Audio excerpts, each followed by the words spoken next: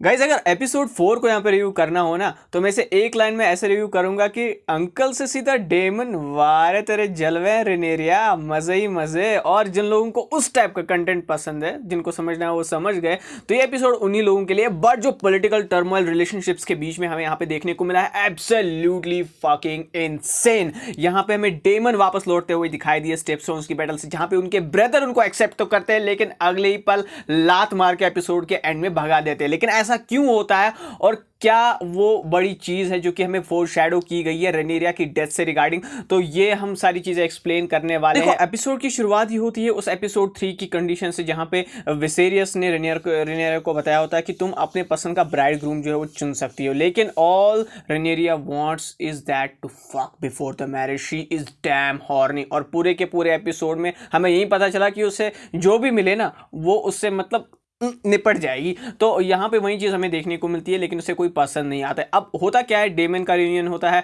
आपस में ये दोनों मिलते हैं और हमें जो केमिस्ट्री इनके बीच में एपिसोड 1 में एपिसोड 2 में दिखाई गई थी, ज़बरदस्त तरीके से उससे भी सरपास कर दिया। प्लस हमें ये देखने को मिलता है ऑटो हाईटावर अभी भी चाहते हैं यार कि किसी तरीके से रेनेरिया पे कोई इल्ज़ाम लगा दे, और इसीलिए उन्होंने उनके ऊपर स्पाइज हायर किए होते हैं। अब ये स्पाइज जो है ना उन्हीं के ऊपर भारी पड़ जाते हैं, क्योंकि एंड में उन्हीं की ही बेटी जो है एक तरीके से किंग को मैनिपुलेट करके यहां पे बोलती है कि रेनेरिया कभी गलत कर ही नहीं सकती है। और यहां पे ऐसा क्यों करती है रेनेरिया? Because she got her friend back, she got रेनेरिया बैक। डेमन के यहां पे किंग्स लैंडिंग में वापस आने का एक असल रीजन हमें पता चलता है कि एक्चुअली में वो यहां पे रेनेरिया से यहां पे मैरी करना चाहते हैं, और उसको मैनिपुलेट करने के लिए वो जो है उससे जो है शादी से पहले ही ठोकम ठुकाई कर सकते हैं, बिल्कुल एकदम से। लेकिन यहाँ पे उन्हें वो इस चीज़ तक पहुंचाने के लिए सबसे पहले स्ट्रीट वॉर पे ले जाते हैं सीक्रेटली, यानी कि उनको रेड कीप से एक सीक्रेट वे आउट के थ्रू बाहर निकालते हैं। प्लस यहाँ पे जब उन्हें स्ट्रीट वॉर दिखाया जाता है ना, तो आपने ऑब्जर्व किया होगा कि एक लेडी जो है उन्हें ऑन द वे आउट बोलती है कि क्या तुम अपनी डेथ के बारे में जानना चाहती हो, और अगले ही पल हमें ड्रैगन फायर देखने को मिलती है। अब जिन्होंने बुक पढ़ी है उनको इसका मतलब समझ में आ गया होगा कि किस तरीके से यहाँ पे एक्चुअली में the song of ice and fire का जो प्रीक्वल सीक्वेंस ये हमें दिखाया गया है कि किस तरीके से रेनेरिया की डेथ आगे चल के हमें एपिसोड में देखने को मिलेगी। अब अगर ऐसे ही टाइम जम चलता रहा तो मुझे लगता है रेनेरिया का कैरेक्टर तो यार इसी सीजन में निपटने वाला है। और अगर मैं यहाँ पे बात करूँ तो फर्दर ये कहाँ जाते हैं, फर्दर ये जाते हैं एक नाटक में, जहाँ पे एक्चुअली में पूरी की पूरी स्टेज खड़ा हुआ होता है कि किस तरीके से एक यूजलेस प्रिंसेस की तरह है यहाँ पे रेनेरिया, और उनकी जगह पे एगोन को ही एयर बनाना चाहिए because he is a boy, he is a man. So यहाँ पे ये चीज़ बिल्कुल भी रेनेरिया को पसंद नहीं आती है और वो फर्दर मूव ऑन होते हैं। लेकिन अब यहाँ पे अल्टीमेट मोटिव जो डेमन का होता है वो होता है यहाँ पे रेनेरिया को बेड तक ले जाने का, और वहाँ पे वो एक प्लेजर हाउस में जाते हैं जहाँ पे एकदम चुम्मा चाटी ठोकम ठुकाई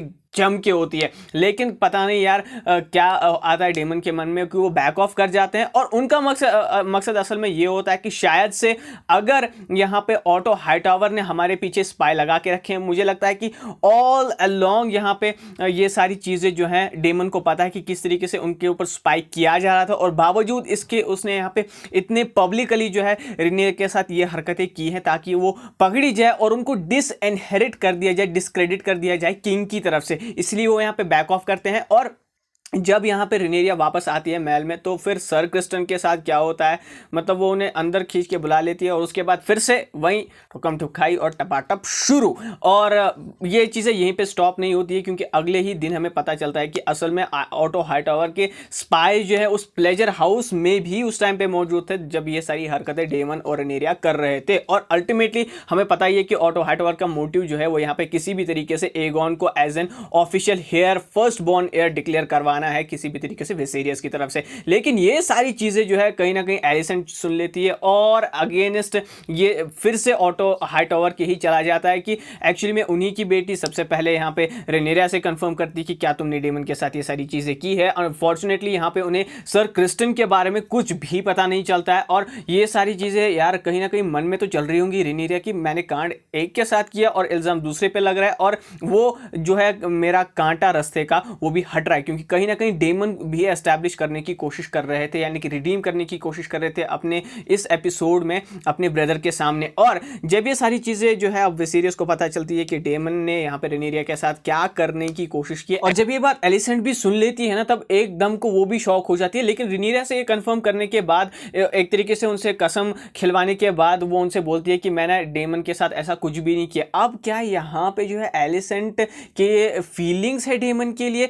इसलिए उन्होंने इस रूडनेस से जो है रेनेरिया को फेस किया था जब उनको ये बात पता चली थी, या फिर वो जो है एक क्वीन के नजरिए से इन सारी चीजों को देख रही थी, मुझे पता नहीं है। लेकिन दोनों में से कुछ भी चीजें हों, यहाँ पे हमें यही पता चलता है कि विसेरियस को यहाँ पे जब कन्विंस करने की कोशिश करती है ना यहाँ पे एलिसेंट की, यार रेनेरिया ने मुझे कसम दी है कि उसने डेमन के साथ कुछ भी नहीं किया, उसे तब भी विश्वास नहीं होता है, दोनों पे ही विश्वास नहीं होता है। उनको पता होता है कि दोनों ही डेमन और रेनेरिया एक नंबर के हरामी है और इन्होंने कुछ ना कुछ कांड तो किया ही है। लेकिन उनको क्या पता कि रेनेरिया ने किसी और के ही साथ, चलो छोड़ो। लेकिन यहाँ पे ऑटो हाइटोवर को क्या पता होता है कि उन्हीं की बेटी एक्चुअली में एलिसेंट जो है किंग को कन्विंस करेगी उनके अगेंस्ट और रेनेरिया के फेवर में, ताकि वो उनको डिस्क्रेडिट ना करे। इतना बेवकूफ़ कोई कैसे हो सकता है? या फिर जो है एलिसेंट कोई पॉलिटिकल चाल चल रही है जो कि उनके माइंड में चल रहा है, क्योंकि यहाँ पे विसेरियस के साथ होते हुए भी बेड पे जो है वो हमें ऑब्वियसली खुश नज़र नहीं आ रही थी, यानी कि उनका क्रश कहीं ना कहीं जो है वो हॉर्नी फील कर रही है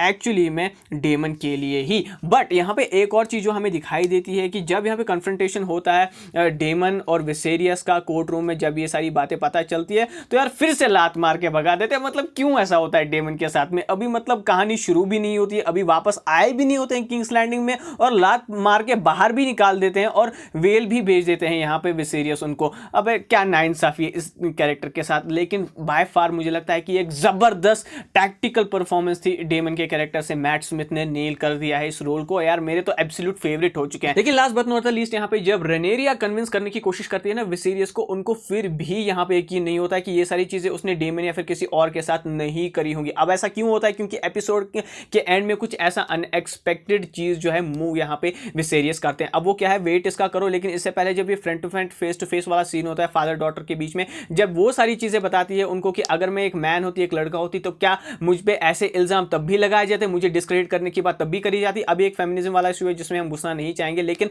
यहाँ पे अब फोर्स किया जाएगा उन्हें यहाँ पे हाउस ऑफ वेलेरियन से या फिर लॉर्ड कॉर्लिस के जो कजन है उनसे यहाँ पे मैरी करने के लिए। और ऐसा ही हमें एपिसोड 5 में होता हुआ नजर भी आएगा कि किस तरीके से हाउस ऑफ द टारगेरियन और यहाँ पे वेलेरियन डायनास्टी के जो नॉट्स है वो टाई होंगे फाइनली। बट यहाँ पे एक और चीज जो हमें नजर आई कि एपिसोड के एंड में एक स्पेशल टाइप की दवाई की एक शीशी जो है यहाँ पे मेस्टर के हाथ में भिजवाते हैं रेनेरिया के कमरे में। और वो क्यों होता है? क्योंकि उन्हें लगता है कि कुछ ऐसा कांड किया है जिसकी वजह से कुछ अनजाने अनजाने में एक मेहमान आ सकता है, और उसी को रोकने के लिए जो कॉन्ट्रासेप्टिव है यहाँ पे भेजा जाता है रेनेरिया के रूम में, ताकि वो जो है अपनी अश्लील हरकतें जो भी वो मैरिज से पहले कर रही है वो खुल के आम जो है टपाटप कर सके।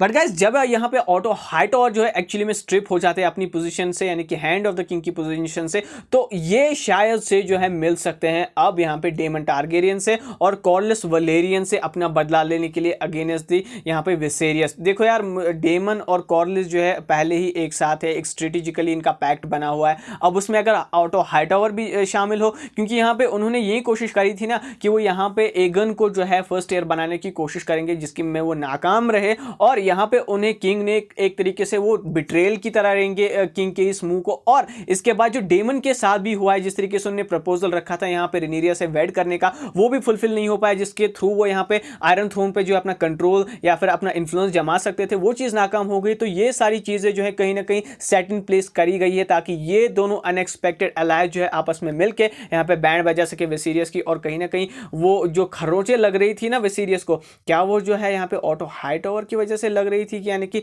चेयर पे वो जहर फैलाना क्या उन्हीं का काम था? ये भी देखना इंटरेस्टिंग होगा आने वाले एपिसोड्स में। लेकिन रिगार्डलेस गाइस, ये एपिसोड बहुत ही जबरदस्त था। अगर मैं यहाँ पे माइंड गेम्स के हिसाब से बात करूँ, क्या जबरदस्त था। और लस्टनेस तो इसमें भर के थी। इस वाले एपिसोड को काफ़ी सारे लोग एंजॉय करने वाले हैं। आप मुझे अपने थॉट इस एपिसोड के बारे में ज़रूर बता सकते हैं, कैसा आपको एपिसोड लगा। और अगर आपको ये वीडियो थोड़ा सा भी पसंद आया हो और इस वीडियो को लाइक करो, शेयर करो, चैनल को सब्सक्राइब करो। और क्या, और मिलता हूँ बहुत ही जल्द आपसे नेक्स्ट वीडियो में। Till then take care and be marvellous.